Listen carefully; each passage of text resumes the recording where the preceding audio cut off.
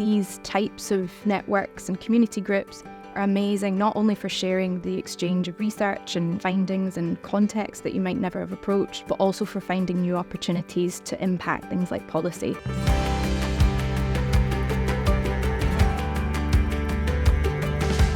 The final conference of the Landscape Decisions Programme brings together the whole research community with the policymakers and government departments to discuss all the challenges around the way that landscape decisions are being taken in the UK. The programme has brought together a large number of multidisciplinary teams in over 60 projects. We'll see a mix of presentations, of open panel discussions and arts and humanities outputs.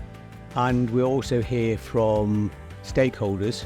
We are hoping to build a bridge between the research outcomes that were achieved in the programme and the policy people shaping new policies how we manage our land. I hope to gain from this event an insight into some of the fascinating work that has been done over the last few years by the Landscape Decision Making Programme. It's such an important area of contemporary environmental policy and economic policy in the UK, and we urgently need good science to help better decision making. It has been really interesting to learn not just from people interested in quantitative modeling like myself, but also people that are interested in biodiversity, social aspects, cultural aspects of landscape. Having that knowledge exchange between people from completely different institutions, from very different backgrounds, disciplines and perspectives. Also, we have groups today who are representatives of charities, community lenses. It's very multi-layered. We've got people who are like hardcore modelers, and then we've got people who come from a more arts perspective or a social science perspective, all together in one room, interrogating things from different angles. I think it's been really valuable for the scientific community to hear from other voices at this event.